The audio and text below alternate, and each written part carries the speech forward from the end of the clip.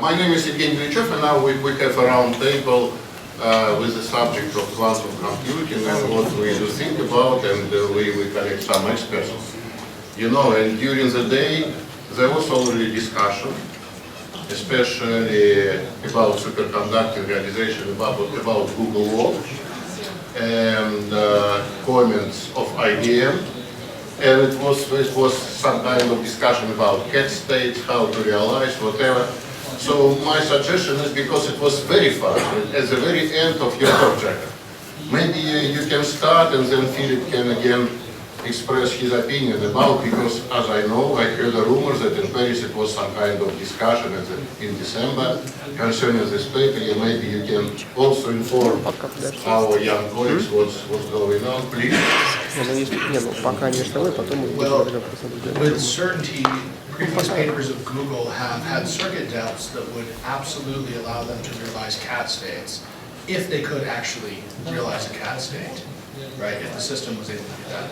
This particular paper, we're going to need to look into it a little bit more. I don't think it's clear if the depths are enough, but assuming that they are enough, I think the real question, which Philippe was raising during the break, is the system good enough? And so I'll let Philippe, you know, if you wouldn't mind, maybe he probably has more to say about that than me. So. Well, no, I cannot really tell about the ability of Google to make decent cats. It's a complicated question because you have to make them, you have to tomography them. Yeah, maybe it's related subject. So the big event last year was this quantum supremacy by Google. So we organized a crash conference in Paris. It was the last day of November.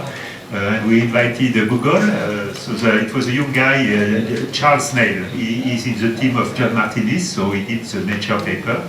There was also IBM, there was also Rigetti, and we tried to make sort of a quick overview of everything. So it was a very nice day, a lot of... but it was only one day. It was only one day, so it was as a, you know, so really a crash conference. But actually everything worked fine, so everybody was happy. Many interesting discussions. So there were also some European people. There was a theoretician from Innsbruck, Rick van Wijnen, who is a young guy in the group of Peter Zoller, working on entanglement, these things. And also Andreas Wallraff, maybe you know him, he's in Zurich, yes, doing European superconducting qubits. Okay, so obviously, I think, so we had also a lot of discussions about Google supremacy. So our general opinion, which is shared, I think everything they write is correct, but there are many things they don't write. And in the things they don't write, there may be very important things. And so after that, you are left to some, you know, whether this really open or not a way to universal quantum computing, for instance, is absolutely unclear. You don't have enough data, in my opinion, from that paper. It's a major step, but it's only a step. So everybody can have his opinion. So, and also, yes, obviously, I asked to the Google guy at the end of the conference, what next? So he told me error correcting code. So I said, oh, perfect. But with surface code, you need 1,000 qubits. You have 53. So what will you do? And he answered, oh, we will make progress. So this is sort of the status. So now my own opinion, you know, I'm not a solid state guy. So I'm not a superconducting guy. I am an atomic physicist. So I like very much atoms, and I just remind you that with atoms we have really fantastic things. In our lab now we have arrays of atoms, singly addressed atoms. You can couple them, you can basically design a Hamiltonian using Rydberg transition. It's not superconducting, it's room temperature, and they are cold atoms, but there is no cryogenics, I mean.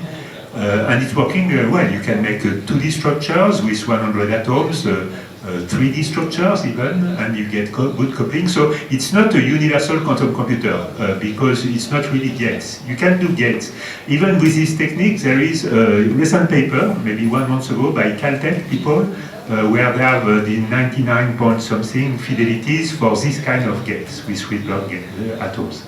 So, well, for me it's really promising, but it's in the direction more of Feynman type of thing, that is quantum simulator, synthesizing Hamiltonian and looking at the evolution of complex system in 2D, 3D. So there may be other ways at Google's way. and you should not forget them. Okay, maybe you can comment on this IBM critique of Google. What you talk about, that IBM anti-detect. Well, Google, maybe you which can. I disagreed with, and the reason I disagreed with it is that this is an adversarial game, which has two players.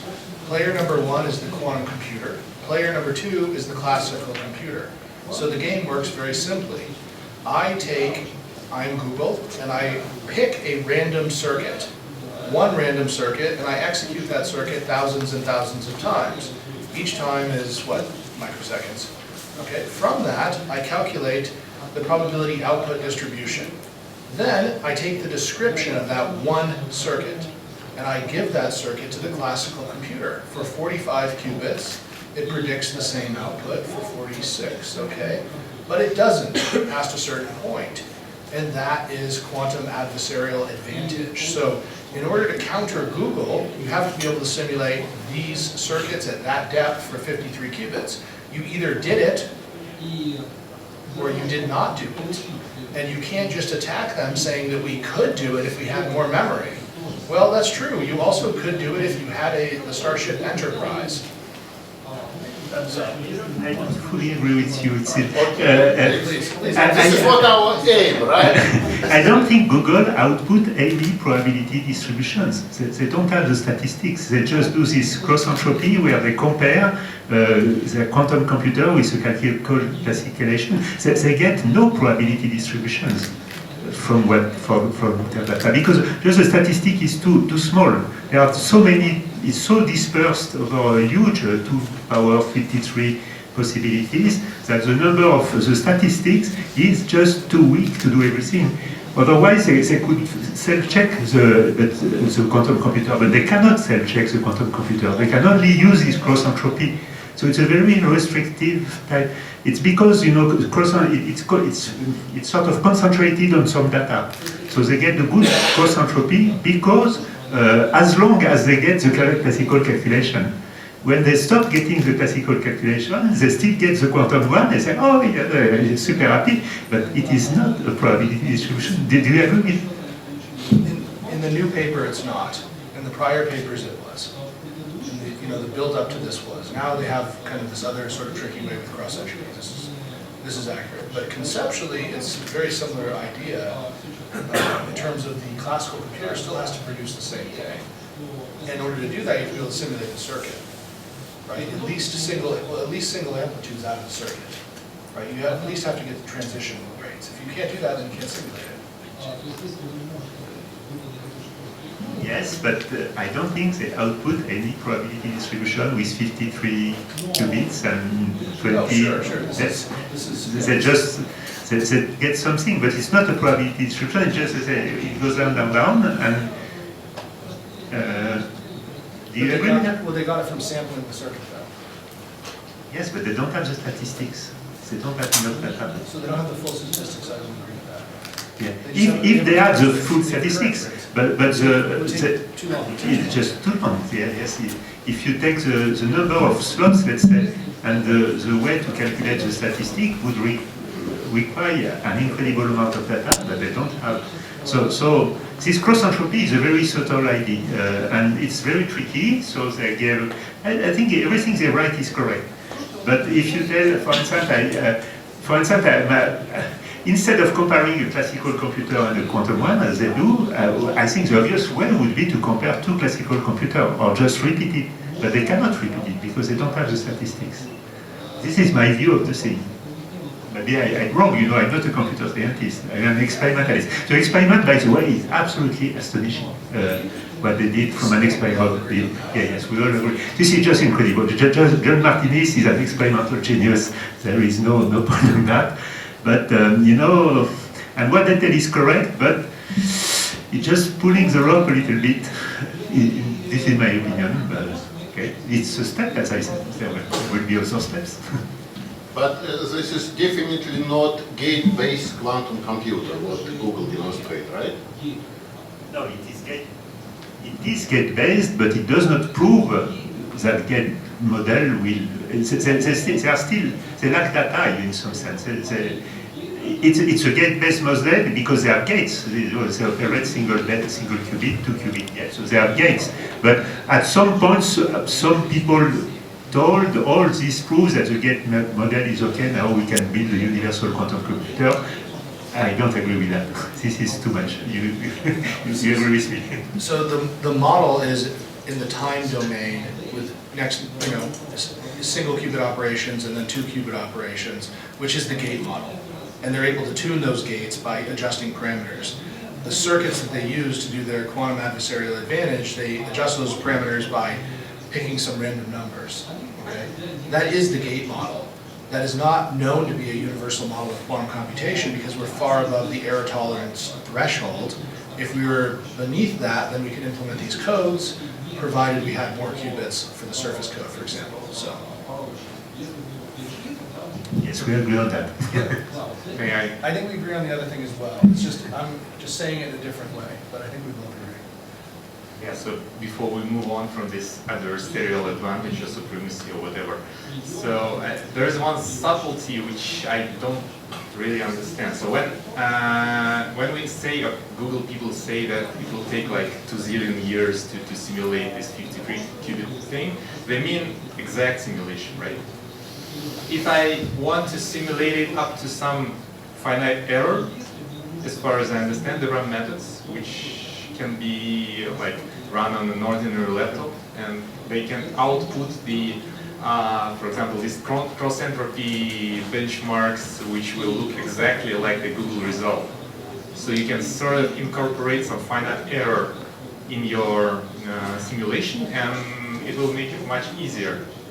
And for example, there was this recent paper which I think you, Jacob, sent to me about how you can use tensor networks and how you can incorporate like finite error in this calculation, and then it turns from like a supercomputer calculation into a laptop calculation. And the output you'll have this fidelity or cross entropy benchmarks which will scale exactly like in a real computer. And well, it will behave like a real quantum computer, but it will be an approximate calculation. So, what do you think about that? And how does it like?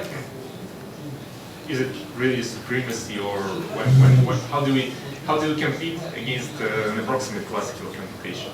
Or where am I wrong here? So there was some time ago this Alibaba simulation, which was just individual transition amplitudes, instead of producing kind of the whole probability distribution. So that stuff was, they did this up to 150 qubits or something. I forget the exact thing, but those are for individual transition amplitudes. You can go very high with that. Still, if you want to make these tensor contractions for even these short depth circuits for 50 qubits, it's very difficult. Even if you're looking for, for quite specific ones. Remember, Alibaba was using a different gate set. So I think the question is valid, and Yeah, but it is if you assume that every qubit can be entangled with a circuit of this depth, can be entangled to every other qubit, which means you can create like a large cat state or whatever we were discussing here. Yeah. But if you limit like the entanglement to sort of short range and expanding thing, then. Oh, it's absolutely limited in Google's chip. Yeah, and Google hasn't demonstrated like the 53 qubit entangled something, right? Okay, so now we're starting to go back to what my arguments were. So my arguments were to kind of build this up piecewise and to get a little bit less hypey and say, look, what is your, what are your 2-point functions across the whole chip? How, can you actually have like long-range correlation? Can you have, what is your entanglement entropy if you start circling blocks of spins of different sizes? These are the types of questions that, people on the theory side that just look at condensed matter systems are going to want to know. On the computational side, right, what do we want to know? Well, certain things are omitted in this paper, as you rightfully said. I don't know if the quantum volume, which is this measure from IBM, is actually reported in their studies. Other things like, independent third parties using that chip to just sort of set those circuits and get those outputs, stuff like that has not been done, so. Yes. So I'm not fully sure I understood what you said, but I don't think it's correct to tell that what Google did in this, 53 qubits, 20 cycle depths can be done on a PC. No, it will not make it whatever you do, but it's really subtle, this cross-entropy thing. So if it seems to be if what you are telling was true, Google would be wrong. I don't think they are wrong. I think they are right, but they don't tell all the truth. It's sort of different. No, they are not wrong. I'm not telling that they are wrong. And they are not wrong because this proximate simulation, it will never reproduce the exact result, right? Because every time it will like output some random thing because of the errors which are incorporated there. And it cannot be error-free, like, by definition. But it makes it simpler.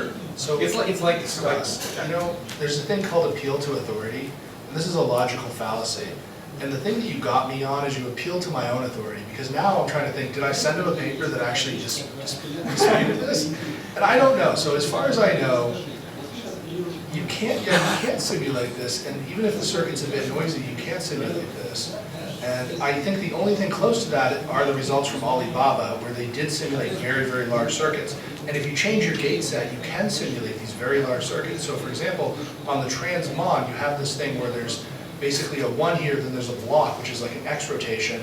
Then down here you have a phase shift. That's their two-body interaction. If you use that on your tensor contraction engines, this is a mess, okay? You can't do any, you can probably do 10, 12, 10, 15 qubits at most on a laptop, and it scales exponentially, so.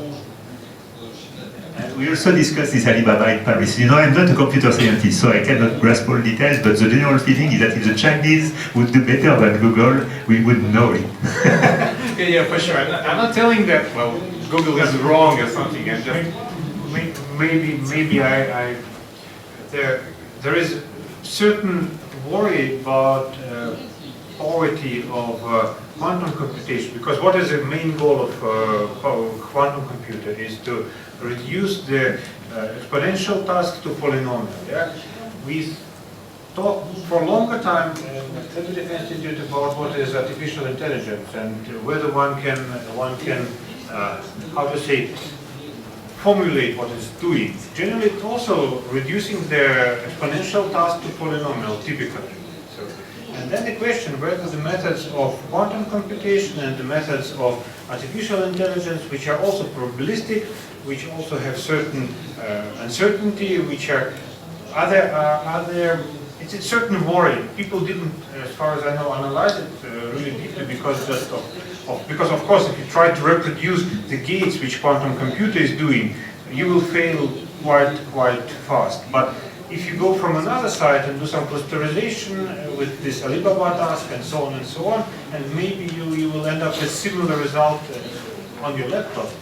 But it's not clear whether it's a valid question at all. Let me a little bit comment. Okay. So I do understand your question in following way. So quantum computer costs a lot of money. And why I need to have for some optimization task exact solution? I have to approximate solution. Simple example. First $10 billion I remember D-Wave got from Lockheed. Lockheed who is built this airplanes, right, aircraft. Why? Because wiring is very important thing for aircraft, yeah? And you should optimize it. And point is that this wiring, optimization of wiring, really mathematically equivalent to salesman problem. It's mathematical task. If you know how to, and the wave at the beginning of the activity say, okay, we aim to solve optimization NP problem, which we can do without quantum computer easily, and shortly we will do it. And Lockheed say, okay, we need it, and they pay money, something like an advance, yeah? But on the other hand, aircraft is still flying, right? So they have some kind of software to make approximate optimization, not exact. And point is, by the way, I now reformulate question which I got from, maybe you know this guy, Troyer, very well-known theoretician from Switzerland, right? Who is really computer theoretician. And he simply told us, guys, to pay a lot of money for such game, Why? It's not like climber, you know. You go to Everest because it exists. You would like to build quantum computer because it exists. No, but you are scientist. And if you ask businessmen to invest your money, a lot of money, why? We have approximate solution. But after that, he formulated following. Quantum computer is very important for tasks where you don't have approximate solution. Question, what kind of task you have? Answer is quantum chemistry. For all material science, you don't have approximate solution for stable molecule. You should solve it exactly. And that's the point, that's answer. At least how he did formulate it. It's not my idea, I monkey, I just repeat what says this well-known theoretician. So quantum chemistry, materials, medicine, for all this stuff, new materials again, this is really well attractive task for future quantum computing. So this is answer to you. I have bad news though. Huh? I talk to these people that are absolute masters at quantum chemistry. Even one of them works near me, like Alexander Shapib, and he tells me, look, you don't need to do FCI, full configuration interaction. He does all this stuff approximately, and he says you don't need a quantum computer for that. You see, I was like, okay, listen, man, you okay. need to be Many more people, supportive. many opinions. This is really wrong. We need to find another problem. You see, but yeah, so that's somehow a discussable question for what we need quantum computer. And military people say, okay, maybe we can calculate atomic explosion or whatever. I don't know. I'm not a quantum chemist either. I heard a talk, Me as well. but it's from a talk by a guy from BASF, the German chemistry company. So it was a really nice talk. There is a paper also, I can find the reference. So they did a calculation about, so you know, for quantum chemistry, they already use HPC, the supercomputer. So the guy tried to make, you take Kawa or whatever convenient software. So what do you need from quantum computer in order to do something that a HPC cannot do? And it's published, I can give you the reference. And so what he told is that you will beat any HPC with 300 errorless qubits, an arbitrary unitary transforms. So you see, it's 300 errorless qubits is errorless. So it's very far from what we can do. But what he told us still is that quantum chemistry would win if you get that. Now you see. Different opinion, you see, different people. I can give you the reference. Okay. Yeah, so you see, it's not completely hopeless. There is a threshold, and this is what my quantum computer guy, let's say, on the computer side in Paris are telling, is that there is an exponential somewhere, and an exponential will win at the end. This is also the main argument by Google. You know, if you take this IBM argument, for instance, take our biggest HPCs, and maybe we can beat Google. Okay, so we will beat Google with 53. But with 54, you need to twice beat Google. With 55, you need four times larger than the largest one. So you see, this exponential is really tough if it can work. And I think this is what motivates the game in some sense, both the computer scientists and in some sense the hardware. So now there are people telling that there is something which will have forever prevent us to go beyond 55. But I think this is not serious, you know. I published Nature and Science paper with cats, Schrödinger cats, and some 10 years before there were people telling, oh no, cats, this will never happen, you will never see cats, it's not possible. But okay, you know, science does progress. So just to kind of circle this around a little bit, I actually don't believe these people that say that they can do it. I think that they're just trying to hype their new methods, their new numerics, because that's his business, right? And so I think he's over-exaggerating. But I'll say this, okay, and this is a little bit, I'm the adversarial person in the room right now. Okay, there exists a quantum system in nature that you cannot simulate classically. Therefore, you would anticipate that you don't need error correction to simulate that system. Is that true or false?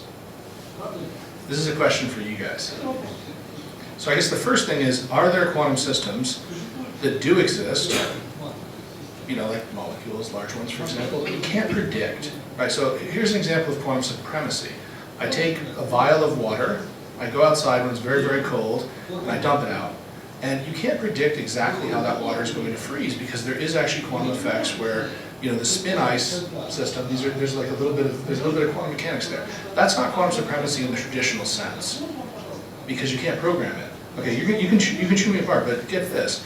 You didn't need quantum error correction to simulate that. That's a chaotic system, and there's some other issues there. But you didn't need error correction, so shouldn't you be able to do a lot without error correction, at least when it comes to simulation? People have made this argument before. I've made this argument before. I've actually made it both ways, and I'll flip it later. Yeah, but the problem with this glass of water quantum kind of quantum simulation is that this thing is able to simulate only itself. A real quantum simulator should be able to simulate something other than itself. Yes, it's not programmable. Yeah, it's not programmable. A piece of like. Why do you not tell that? No, it is a quantum simulator must be programmable. No. I mean, the glass of water. No, it's a model. After that, yeah, usually I tell to people who are completely ignorant, it's like, you know, the old, what you used to do with planes. You know, if you want to study planes, it's turbulence, it's awful to calculate, so you can do these blowers and then you can make this simulation. Yeah, now you just transpose that to all quantum, so you can do the same, that is just match the Hamiltonians and then get something. And the interesting thing is that no computer is able to calculate that if the thing is in some hundreds of interacting speeds. I think this is sort of obvious. Now, shall we be able to implement that? This is a big question. So many people are still thinking we will implement that someday. Of course. The real quantum simulator is, well, first of all, it is programmable and it can simulate something other than itself. And just trying to make a case against Jacob's argument that we have like a high temperature superconductor which we cannot simulate classically. But it doesn't make it a quantum simulator, because it only simulates itself. You cannot simulate, like, I don't know, a molecule or, I don't know, something The condition for me for a quantum simulator is that it should be controllable, more controllable than the objects you want to control, or programmable. It's the same thing. But it's not a programmation with gates. It's more programmation of you have to control the Hamiltonian interacting spins. You have many models. You can control the geometry. This is you know, with my arrays of atoms. I'm not author of these papers, but they are really doing that. You look from paper in our lab or in my looking, they are programmable, some, you know, edge state things, and so you can already program Hamiltonian for manipulating individual, controlling the interaction between individual qubits. Now, are you beyond the classical limits? Honestly, not yet. This is Also, we spoke about D-Wave, so we had in France also a talk by D-Wave. They were invited by EDF, which is our major electricity company. And you know, D-Wave is using his computer to, for instance, make prediction on traffic in Tokyo, I think they did. So I had the guy in front of me, I asked him, but can you do something with your D-Wave machine that a supercomputer cannot do? And he answered, not at that point. So going back to the first point, so the system is not programmable in the following sense, because it's not reproducible. If I did the same thing twice and I had an exponential slight variation in that on how I spilled that water, I would have a completely different configuration as an output. So it's not a computer because of that. And so we're both right, but the second question is more interesting, and I dare you to tackle this one, okay? Are there quantum systems in nature that we can't simulate? There either are or there are not. Okay? And if there are not, and why would we need error correction to simulate them? Sorry, if there are, why would we need error correction to simulate them? So there's two questions. Are there quantum systems in nature that we can't simulate? Most people believe yes. But error correction doesn't exist in nature. Right? The Torah code doesn't exist in nature. We can't even build anyons, okay? So do we need error correction to simulate those systems? That's my question for you guys.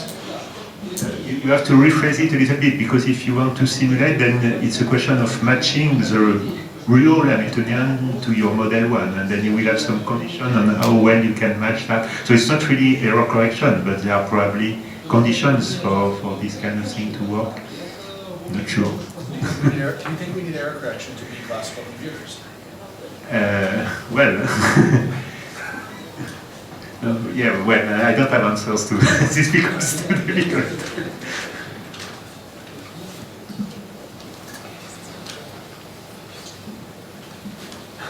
Ah, you only like the easy questions, huh? It's a nice question, but obviously. So if we do have error correction, that's sufficient. We may speculate that So if we do have error correction, that's sufficient, right? I was wrong.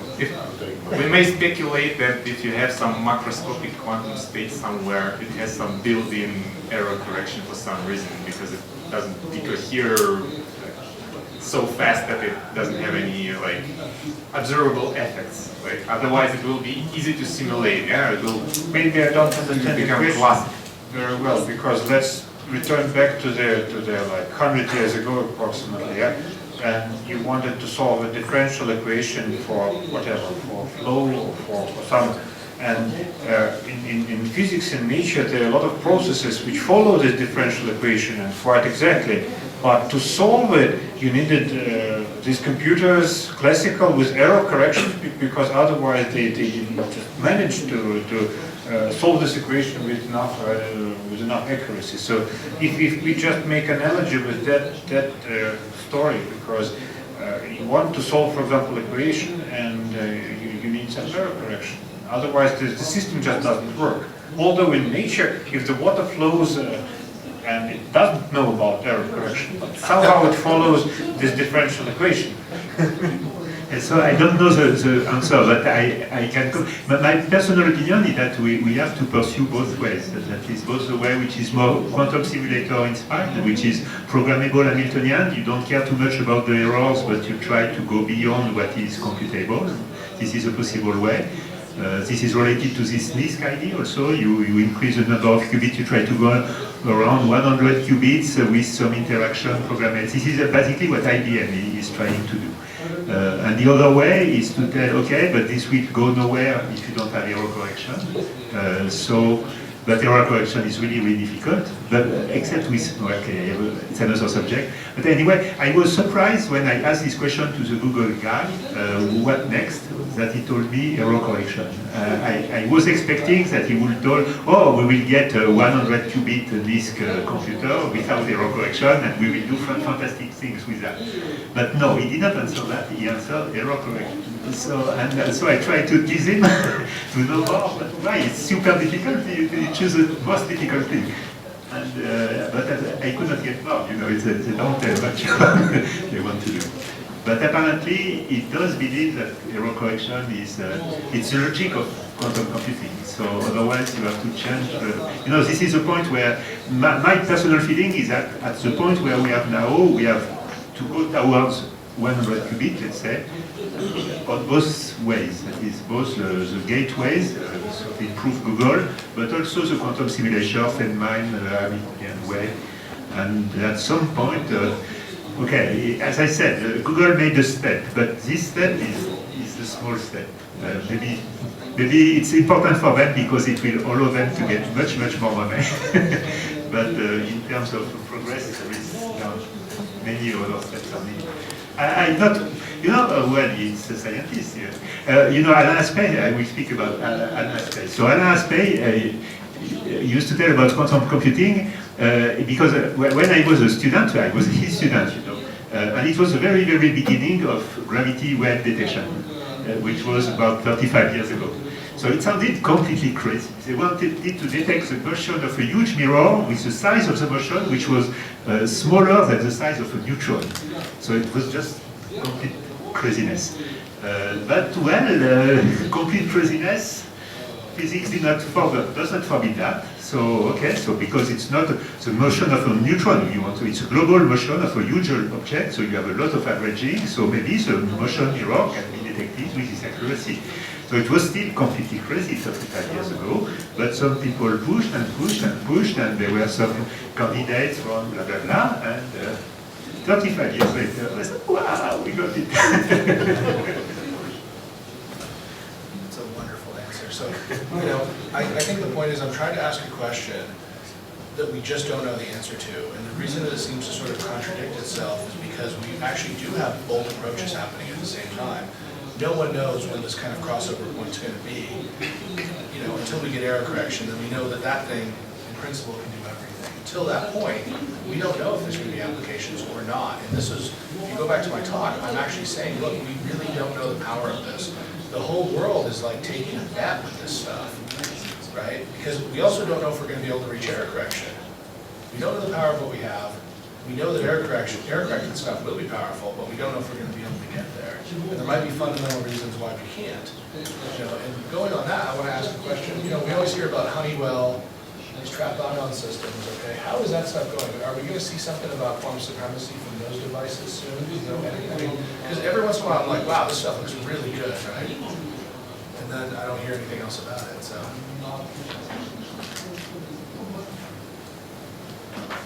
So, concerning this error correction, I know also Delft University quite busy with this error correction, surface code and whatever. So, if Google will do it, because when today I showed slide with John Martini's paper, it was written quantum supremacy, and this slide something like 3 years old. So they planned, it was his talk, American Physical Society 3 years ago, and they planned to demonstrate this. They demonstrate. Right? Now they plan to demonstrate quantum error correction. I believe in 2-3 years they will do it. Right? No, I mean, it's because I didn't even change slide because they promised it 3 years ago. They demonstrated, right? It was me. Okay, time is running. We have something like several minutes. I would like to ask Nikolai comment Russian program because many Russian postdocs and students and PhD students. What is in this with quantum computing? What is planned in Russia? Maybe some details of roadmap and what kind of hardware. I will give some comment because the plans are really ambitious. So we know that it's, I think, the only one country today which supports all three platforms, so neutrals, ions, and superconducting qubits. It's America. So, and Russia, for some reasons, wants to go the same way to support all three platforms. So, even four, with photons. So, okay, four. It's important. It's important. So, it's first claim it's very ambitious program because it supports. Okay, let's start from photons, neutrals, superconducting platform, and ion platform. So, there. Certain progress, so okay, now I have to comment what we have today at the moment. So the working system, so it's 2-qubit system which works today. It's a superconducting system. It's a big project which was between the Institute of Solid State Physics and Moscow Institute for Physics and Technology, Bauman University, and maybe some other Mrs. So this is working system. So generally we are at the very start compared to such monsters as Google, and even with such groups like Rainer Blatt. I also would like to return back about maybe 10 years less. It was not 10. It was like 5 years ago when Rainer Blatt, Professor Blatt, told that if in 2 years there will be no progress, serious progress in quantum computing, I will quit. And he didn't quit.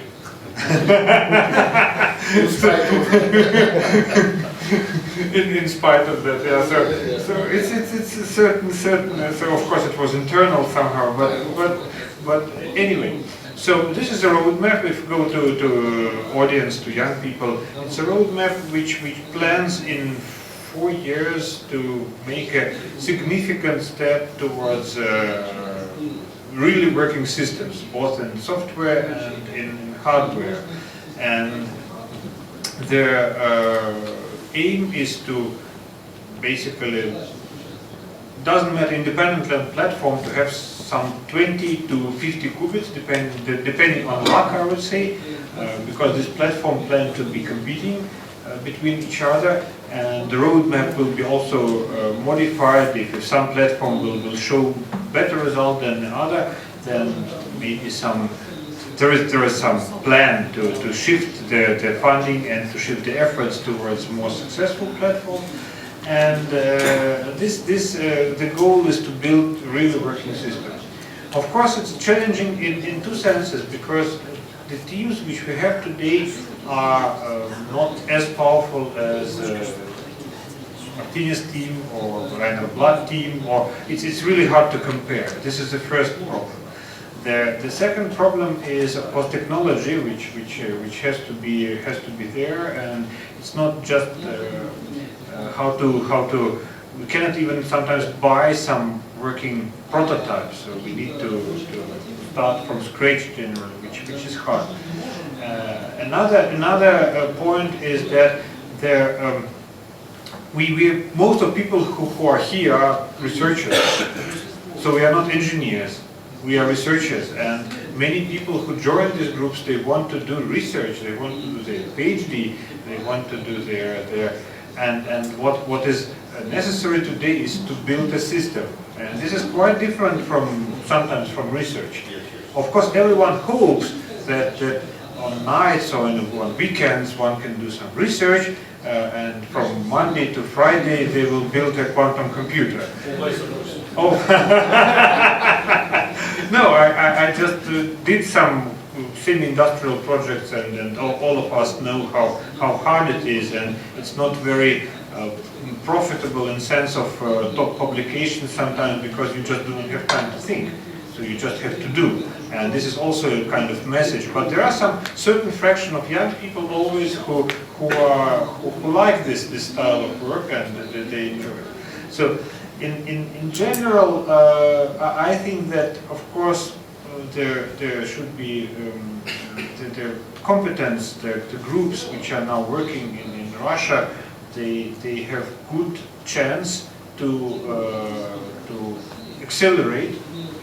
Of course, it's necessary to attract some both strong researchers from outside, from abroad, because we cannot do these things in closed community, and it's good that we all sit here and discuss this issue in open style. And of course, one needs students and postdocs who will implement it, and maybe these problems which we discussed already today with fidelity, scalability, number of qubits. There are a lot of unresolved issues, algorithms, which are also, we now listen that we do not well understand which algorithms even to start from, what we would like to start from. So this is also questionable, and this is also an important point, because the number of quantum programmers is very restricted to today, and in Russia it's even more, I think. I have a comment about that, because we discussed that in France also. So there is an answer to this problem, because a research group has to run, basically always, to publish, to be the first to say, and then some technology is some kind of leftover.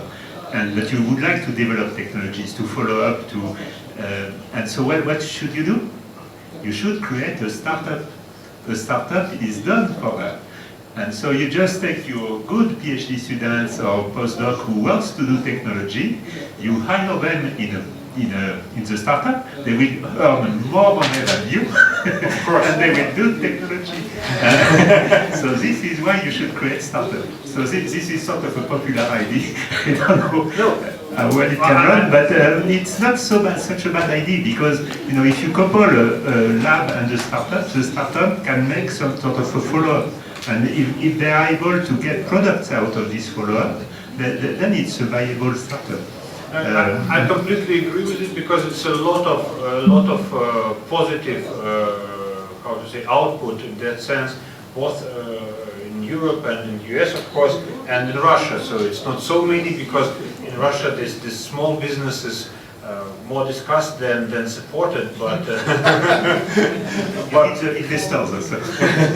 but that's true. So without for our institute, without some startups which started already many years ago, we will not be able to solve some technical issues. You already do it. We do it, but I mean it's not how it goes to government, it goes to society, it goes to where we boil in. So, and at the end, it's really ambitious. I think that we are able to, in 4 years, if the funding will be there, because it's again, if, then in 4 years, of course, no one can guarantee that we will have tabletop 22-bit universal quantum computer with but I think there will be for sure a significant progress, and there will be working systems that's important, which will be demonstrating maybe simple but algorithms. And I'm quite positive about progress, but not in short scale, because now it's a competition on a very short scale. So it's 1-2 years, who will get more money, who will attract more funding, let's have a look about, again, artificial intelligence and neuron circuits. So the algorithms about, for example, voice recognitions, have been known since, I don't know, 80s. So it's really a long story, and most of the people forgot about these algorithms already, because they didn't properly work since powerful computers appeared. And now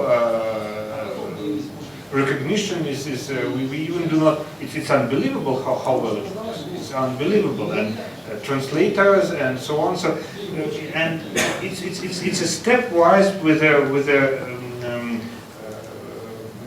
how does it put, power of computers which we have at hand, because it happened less than 10 years ago, and this is only because of this increasing power of computers, because algorithms themselves, they have been known, they are even out of discussion.